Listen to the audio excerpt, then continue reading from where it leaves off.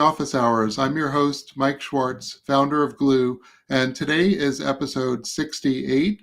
The topic is UN and OpenWallet Digital Public Infrastructure Collaboration. It's a mouthful.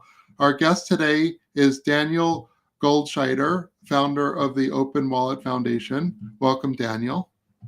Thank you very much, Mike, and thank you for having me. And before, Daniel, we dive into the actual topic, maybe you can just tell us a little bit about your background.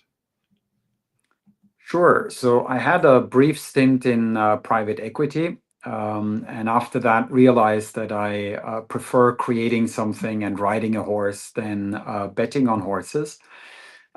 Created a few startups. The last one was a company in the identity space. We used KYC data from banks. And I think, Mike, if I remember correctly, this is also how we met originally through yes.com. Yes. And I really started with this idea for OpenWallet while I was still running yes.com. And the idea was essentially to bring developers together that are interested in digital wallets to work on open source components for those wallets. I never intended to run this, but two things happened. We sold that company, and then OpenWallet became much bigger than we thought it would become. And when I was asked to run OpenWallet, I said I was happy to do it for a year. Now is the second year, and I might do a third if the board lets me, because it's a really interesting challenge.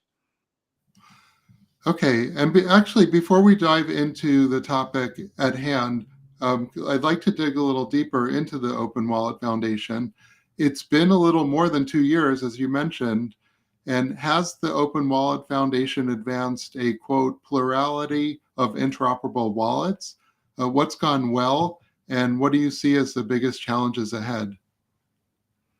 So it's actually been a little bit less than 2 years. We got started on February the 23rd in 2023.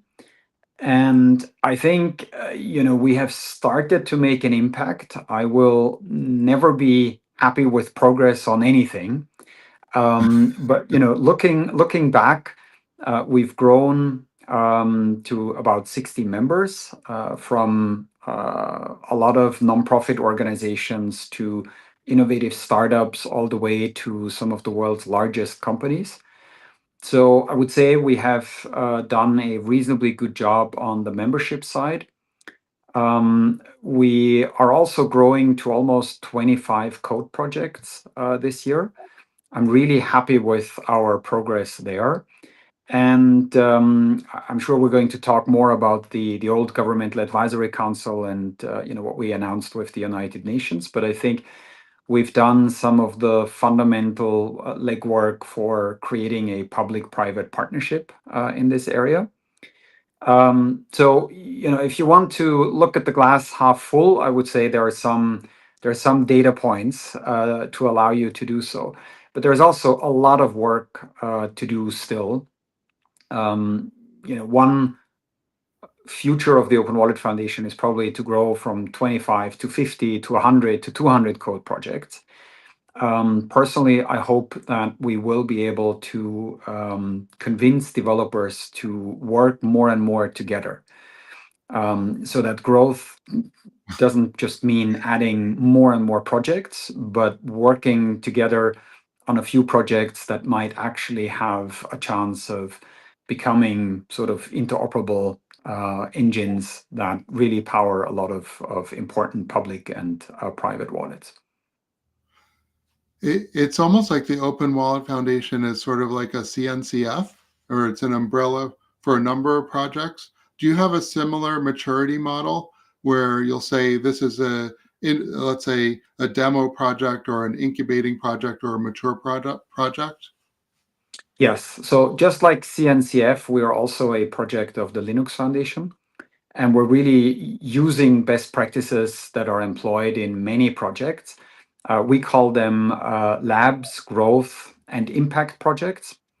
And we work closely with our maintainers and developers to see with what maturity state they feel comfortable. And then we have a technical advisory council that works with the projects to formalize that.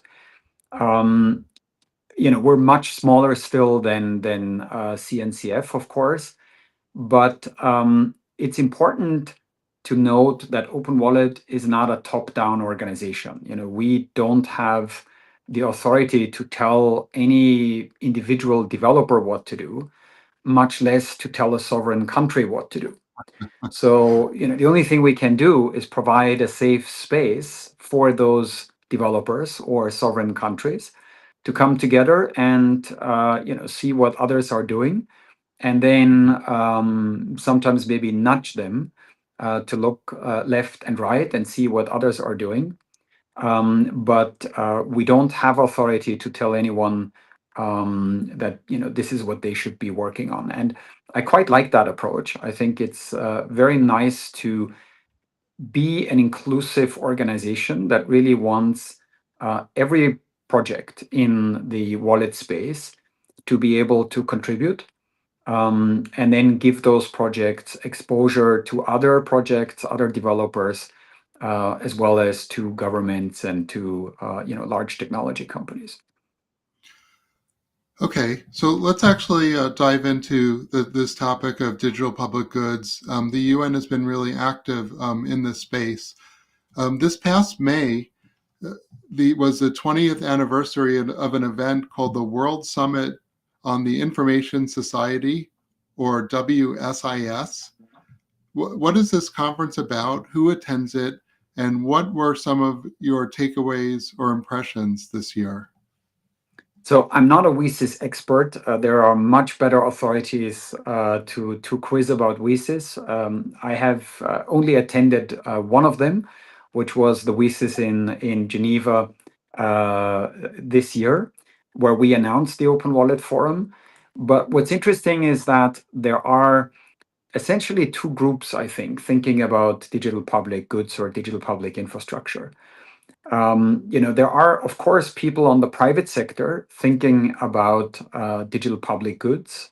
I think a lot of people would probably, for instance, view the open source code behind Linux as a digital public good. And then you have a completely different group of people thinking about digital public infrastructure, really from the public sector side. And, WSIS is definitely more on the public sector side. And it's a UN project. It started by the UN. The ITU is co-hosting WSIS together with the government of Switzerland. It was really fantastic to meet a lot of ministers and government officials.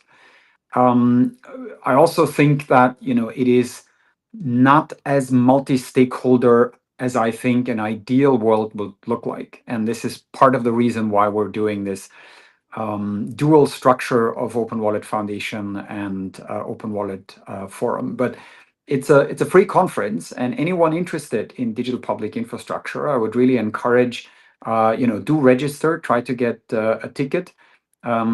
It's an interesting conference, and it's very interesting to see how countries are thinking about digital public infrastructure.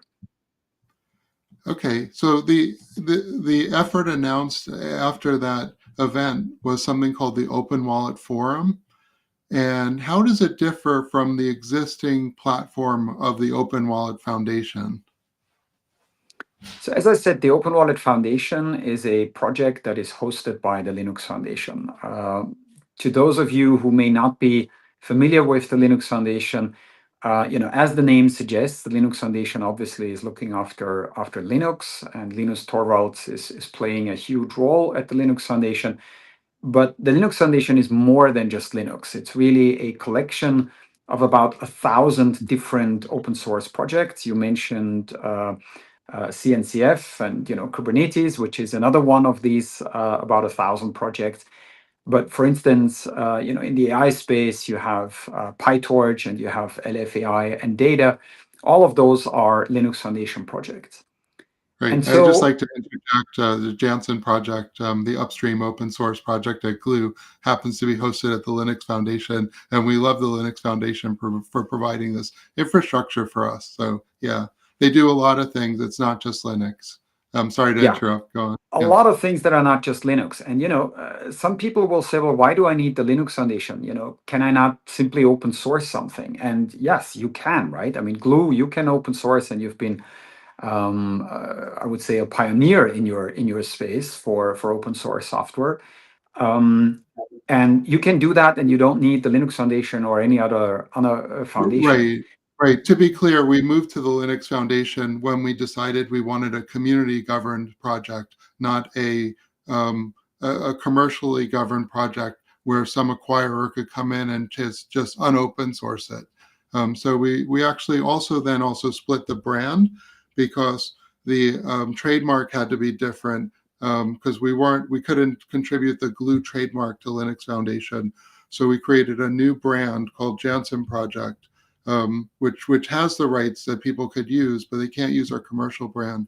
So I think sometimes there's a whole bunch of issues there, community governance, but also there's some other IP issues there. And the Linux Foundation provides a structure that made it easy for us to do this, and we trusted them to help us. So sorry Yeah. to interject. Yeah. Now, I was about to say some of the same. I think anyone can open source code, and you probably don't need any foundation to help you with that. Even though the Linux Foundation also has a lot of best practices to offer in this regard. But what's important is that I think a great open source project should add open governance on top of the open source code. And this is really what we were doing with the OpenWallet Foundation. We wanted this not just to be one company contributing code and then one company controlling all of that code, but ideally it should be a lot of developers from a lot of different places coming together and developing code jointly. And this is really a core competency of foundations like the Linux Foundation to provide that open governance layer on top of the open source code.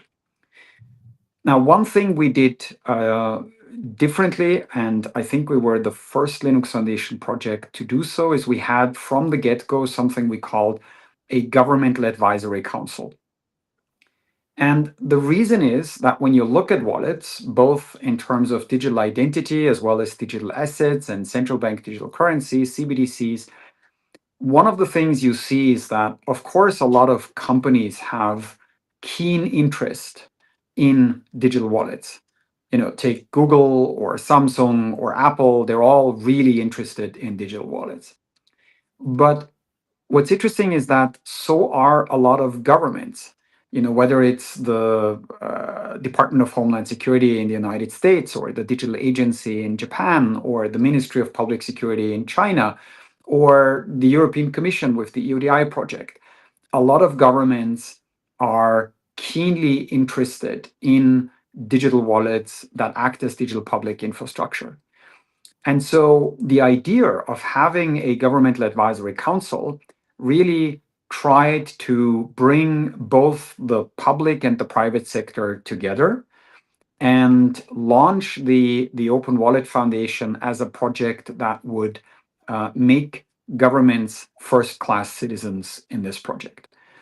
And we saw that this was going reasonably well. Shout out to the Kingdom of Bhutan, which was the first member of the Governmental Advisory Council. And then a slightly bigger kingdom, the United Kingdom, joined. And eventually we got NIST to represent the United States and CICT to represent China, for instance. And we had a little over a dozen countries. But we also saw the limitations of this model. We saw that some countries really struggled to join a private organization. And this is not a knock on the Linux Foundation. It had nothing to do with Linux per se. Many governments just find it hard to become a member of any private organization. And so when we started a conversation with the United Nations about potentially contributing code to OpenWallet, we flipped the table and we said we actually have something that we would be interested to contribute to the United Nations, namely the work that we do with our governments. And this basically resulted in two things. One is the OpenWallet Forum, and the other is a GitLab mirror of the GitHub code repository of OpenWallet that will be hosted by UNICC, the United Nations International Computing Center.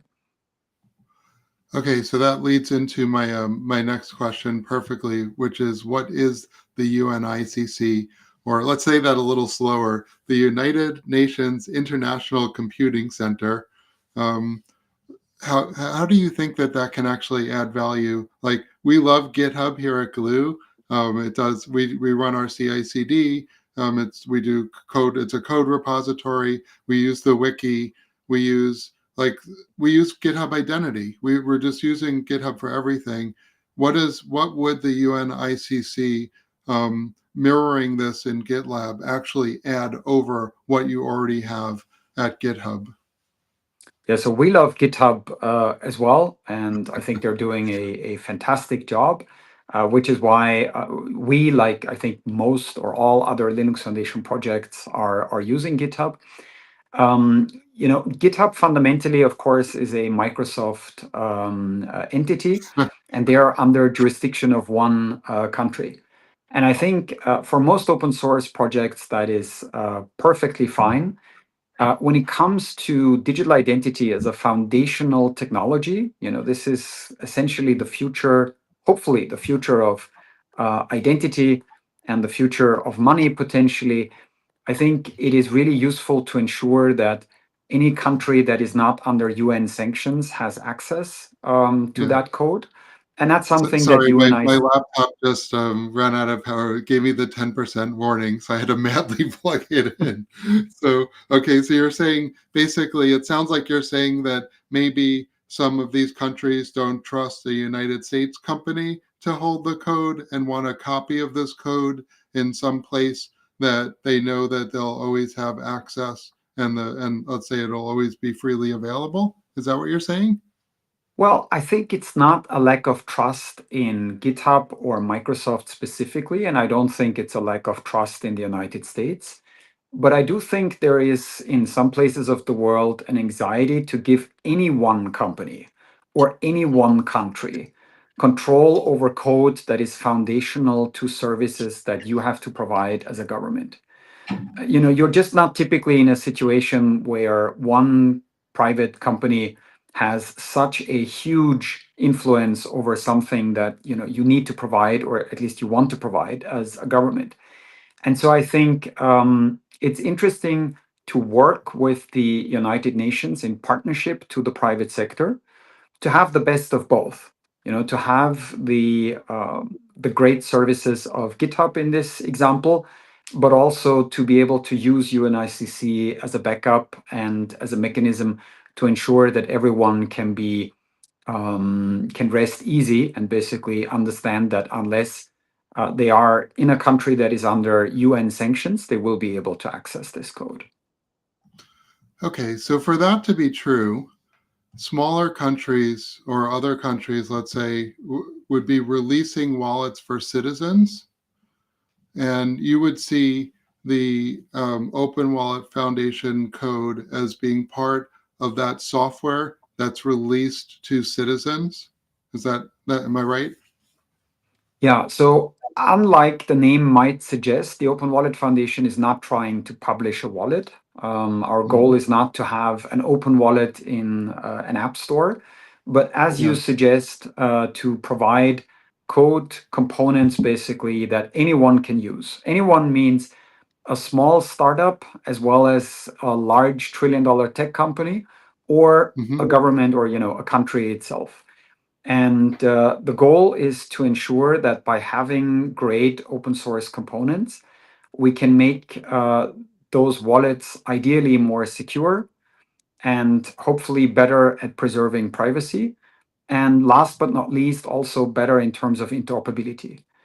And if you and I are using the same wallet and we want a government to allow this wallet to receive identity credentials, for instance, and we use the same components, we will also make it easier for that government to trust that wallet, right? Because if they looked at your code and they felt that your code is great, and then they look at my code and they see that there are a lot of shared components, it will be easier for that government to trust my wallet.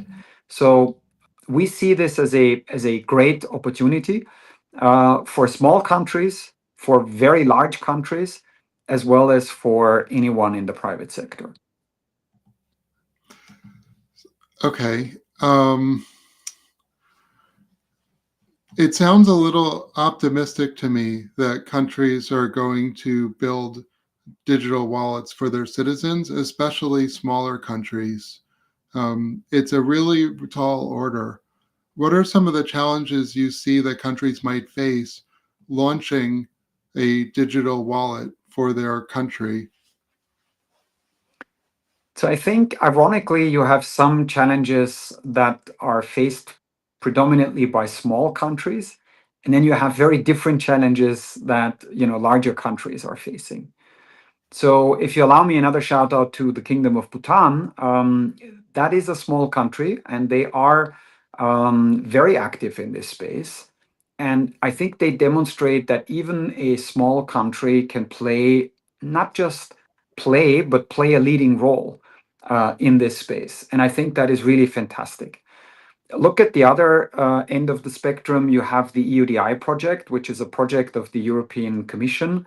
A lot of money, a lot of people, also, of course, a lot of different member states and sometimes diverging ideas, all the way from credential formats to protocols to basic architecture decisions. And I would say, just as a spectator, in some areas, it's probably easier to be the Kingdom of Bhutan than, to be Paolo, the CTO of the UDI Yeah, project. In and some Bhutan areas, is like obviously, it's nice to 300,000. be. I mean, let's just be clear. I think Bhutan is like 300,000 people. Or it's not. I mean, what Bhutan did is very interesting, and I think that what I got out of Bhutan is that executive leadership is key, and what the UN could be good in doing is helping to motivate leadership of the importance of this. Because what I saw out of Bhutan is that when the king says we're going to do this, it got done. Um, but the infrastructure that they built, let's face it, is very cutting edge. Um, Yeah. and I don't think any European country would be happy with that infrastructure or that approach. So it was great as a data point for how a national identity program could work. And we should definitely applaud them for doing that work for us and thank them for doing that. But I think that it sort of highlights some of the issues we're saying. My concern is really that countries aren't software developers. How are countries going to deal with the inexorable flow of CVEs and patch their software in a timely manner? Is this really realistic that you think that smaller countries, I'm not even sure bigger, larger countries, I haven't seen a US digital wallet yet, or maybe even an EU digital wallet for that matter. I think the EU is being very deliberative about it for good reason. But so operationally, like, is this really realistic that smaller countries are going to build software? Let's face it, this is software that they're going to publish and that citizens are going to download onto their phones. Yeah. So I think Bhutan is actually a good example that small countries can be taking decisive actions. But ultimately, I think when you look at the big scale of 193 UN member states, I think it's fair to say that a lot of countries might struggle to build state-of-the-art infrastructure that is safe. And I think it really opens an interesting question. You mentioned DPI, digital public infrastructure. And I always wondered what the P in DPI stands for. I think digital is pretty clear, infrastructure is pretty clear, but what does public really mean? And some countries or some government officials will probably argue that public means that DPI should be provided by the public sector.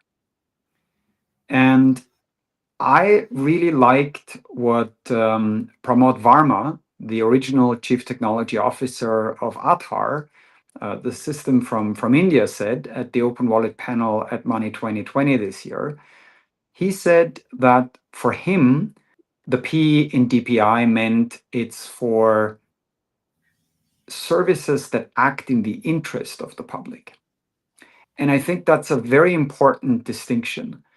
And it's really at the heart of what we're trying to do with OpenWallet Foundation and OpenWallet Forum. We're trying to bring governments and intergovernmental organizations like UN organizations or other IGOs together with companies and nonprofits and standard development organizations and universities in the private sector, thinking that fundamentally both sides have something incredibly important to contribute. You probably wouldn't want to live in a world where private companies were completely running digital identity infrastructures and where eventually the identity itself, comes from a company and you are Mike because a company says you're Mike. So I really believe that there is a hugely critical role that the public sector has to play for ID cards, for driver's licenses, for CBDCs, in some areas of health. You really want the public sector not just to be there as a guest, but you want the public sector to have a leading role and to be in the driver's seat. But you want a co-pilot that is equally in the driver's seat, in my opinion, from the private sector. Because it's also clear that the fundamental basics on which this infrastructure will run, the hardware, the biometrics in a phone, the secure key storage, the operating systems, all of that is coming not from the public sector, but from the private sector. And so I really think you want ideally a opportunity where companies and countries are working on this together and agree that they want to create something that ultimately is in the interest of the public at large, in the interest of you and me and everyone else who's going to use this infrastructure, but that this does not mean that it couldn't be done in a partnership or it couldn't be done by them coming together and taking advantage of each other's strengths. Well, I have this saying that government should govern and not operate. And maintaining software is maybe part of operation, but it actually brings me to a sort of But Mike, can I tangential ask topic. you? Can I ask you? You probably want, for instance, governments to operate the registry for births, right? So I think there is some level of work that you want governments to do that goes above and beyond simply laws and regulations. But I also agree you probably don't want governments to build mobile operating systems, and you probably don't want to rely on governments as the ultimate UI experts. That's probably not the core competency. Yeah. Actually, I have a question. I had a question about foundational identity. Let me jump to that question because I think you're bringing it up right now, which is that okay. So many countries, especially smaller countries today, are focused on foundational identity. I would argue that's really what Bhutan was about, issuing their citizens a new type of innovative foundational identity, putting citizens through a registration process that resulted in a specific digital credential. So, in fact, foundational identity is so front and center in the minds of most of these government ministers that they have a hard time seeing beyond it, especially because they don't have a deep understanding of how IT infrastructure and middleware works, and they don't appreciate how important it is after you, let's say, issue that foundational identity, how the use of that identity is what generates the return and what that requires. But let's just go say there's this real focus in that world on foundational identity.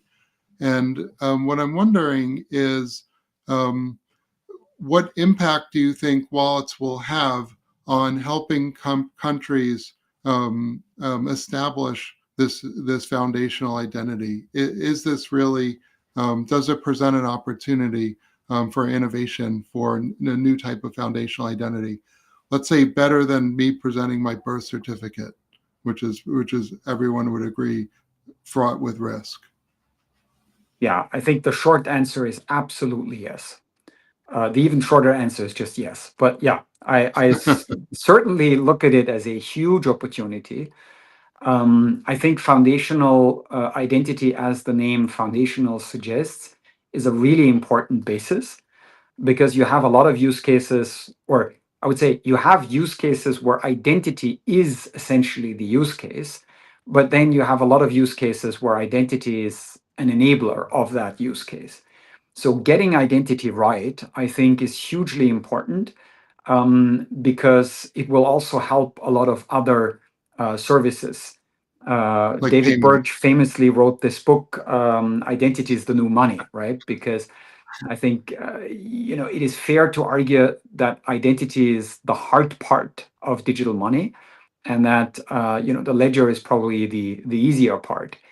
But I think this is not just something for small countries. So yes, of course, small countries need to get this right, and I think poorer countries have an opportunity to leapfrog wealthier countries, as they did, for instance, with cellular telephony, right? A lot of countries that didn't have a high penetration of landline telephony were able to leapfrog a lot of traditional countries, because citizens just jumped at the opportunity to have any phone, and that any phone, just happened to be a wireless phone for many of these people. So I think small countries and poorer countries probably have a huge opportunity here. But when you look at what Japan is doing with My Number, for instance, or what Europe is doing with the EUDI project, you also see some of the world's largest economic areas having a keen interest in this. And when you look at the Department of Homeland Security, they have two ambitious projects in that area as well. And China has a solution called Real DID. So I would say this is really something that is going from the smallest country all the way to the biggest countries in the world. And it really creates an opportunity on many different levels. I think it creates an opportunity to create an infrastructure that is safer, but also an infrastructure that is more privacy preserving. If you are going to a club and I look at your driver's license or your ID card to check your age, there is no way for you to simply prove that you're over 18 or over 21, right? You basically have to give me that ID card, and I will see a lot of things on that ID card. And I think selective disclosure is one of many things that we can do that really provide opportunities to take this forward. And uh, I remember, I think correctly, that you were at IIW, right? So we both saw these local zero knowledge proof ideas. I think we're just scratching the surface. There's going to be a Right. lot more to come that will make this better and better and better, and really leaps and bounds more advanced than any paper birth certificate could ever be. So that is definitely the dream of a lot of governments, I think, to the idea that they can leapfrog the established identity infrastructure and go straight to wallets. Um, but it simultaneously brings up the idea of accessibility. So yes, selective disclosure would be great if I could use my mobile wallet and only disclose that I'm over 21 without telling you my birth date. Um, but that requires that I have a smartphone. And so, what is your thinking about how governments should weigh the priority of gaining experience in, let's say, verifiable credentials and wallets, and addressing, should they prioritize that over accessibility, and how do you think they should manage that? So I think I haven't fully answered a previous question, which is, the difference between the foundation and the forum, and I'd like to answer that in this context. So the OpenWallet Foundation will basically be the place for code and the place for the private sector, standard development organizations and developers, and the OpenWallet Forum will be the place for governments and for intergovernmental organizations. And then critically, there will be a lot of cooperation between the foundation and the forum. And that really happens in two physical events mainly, and then online collaboration. And one of the working groups we are going to create for the online collaboration will be called Safety and Inclusion. And originally, those were two different working groups. And credit here goes to Google for suggesting that this should be one working group. And I think it's a really good suggestion because it's very easy for you and me and 100 government officials and 100 product managers to agree that wallets and credentials should be safe. And it's equally easy to agree, half an hour later, that we want to be inclusive. But inclusion and safety are goals that are pulling in slightly different directions. If you want the absolute most secure solution, you are going to gear that solution towards high-end smartphones with advanced biometrics and great key storage, and really all the bells and whistles to enable the latest that the smartest engineers can bring to the table to make these wallets as secure and privacy preserving as possible. And if you want to be as inclusive as possible, you're probably ending up with a feature phone that is shared by a family of 8, or you're going to end up with a piece of paper with a QR code. And by definition, that piece of paper with its QR code is not able to do a lot of the things that the expensive smartphone will be able to do. So I think what we need ultimately is we need to bring those somewhat conflicting goals together and say, we want an infrastructure that is supporting the latest in advances in terms of hardware and advanced cryptography and advanced biometrics, while at the same time having a system that enables that QR code on a piece of paper to work.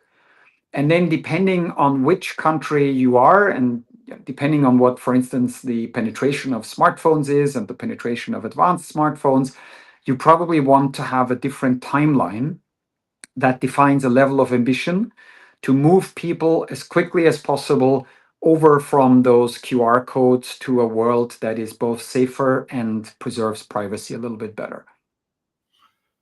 So you said before, I think you were saying, well, governments wouldn't want to outsource foundational identity. But I'd like to point out that in the United States, we sort of have done that. And in the UK also, there has been a decision to outsource identity to companies like ID.me or other third parties rather than have a government managed foundational identity system. So it's not actually that outlandish. And I'd also like to point out that other countries have also done this. For example, in Canada, their initial identity system was based on Bank ID, which covered like 99% of the citizens. And then they built a system for the 1% gap, which, by the way, got breached. But I think that the idea that countries might rely on private parties to actually provide foundational identity, it's not that crazy, and actually it is done. And so I'm getting to, that's not the question part of it. Is a lot of this comes down to trust. And one of the successes we've seen recently, I think, is in the banking sector, which I know you're familiar with. We've seen open banking federations that create a trust framework that enable these identities to be trusted, maybe even coming from different private issuers. the Open Banking Federation open sourced a lot of their, not just the tools and software, but also the rules, the profiles, the federation schema definitions, and other things. Do you see the Open Wallet Foundation or the Open Wallet Forum helping not just with the tools, but also some of the rules, not the laws, but at least the other sort of, let's say, agreements that need to take place in order to establish trust to get adoption of these credentials? So if you allow me, I would like to respond very quickly once more to foundational identity, because even while I was running this bank identity company, I never looked at what we were doing as foundational identity. To me, foundational identity really is that birth certificate or maybe the passport that you carry. And services that are basically looking at video ID or maybe even a somewhat more sophisticated ID and then abstract that for KYC and AML purposes, to me is not a foundational service. And my hope is that actually we have an opportunity together to digitize truly the foundational identity services over time. So that basically we can not just work together on an abstraction layer on top of those, but we can really digitize the credentials themselves. And that, I think, is something that governments ideally should control. And even in the physical space, I know that, for instance, in Austria, it's a private company that is literally printing the ID documents, but they're doing that on behalf of the government. They are not, the government has not simply farmed this out and say, you take care of it for the next 20 years and then come back in 20 years, we'll do a new tender and we'll see who is doing that. So my hope would be that governments really will play the biggest role in issuing the foundational identity certificates. Now, coming back to your question about the tools and the rules, it's very important, I think, to limit your ambition if you want to bring countries, IGOs, companies, and nonprofits together. So I said already that we don't want to create wallets, but we also don't want to create standards. And we certainly don't want to create regulations or laws. Standards should be created by standard development organizations. And of course, laws and regulations should come from countries. And the Open Wallet Foundation doesn't aspire to tell any developer, any company, let alone any country, what to do. But we are trying to bring all the implementers together, both the developers as well as the lawmakers, to learn from each other and to see if they find common ground. And the hope very much is that this process will not just influence software, but also standards, as well as rules and regulations. But always in a consultative fashion, always in a fashion that we are a little bit like IIW. We're trying to bring people together, but we're not trying to tell people what to do.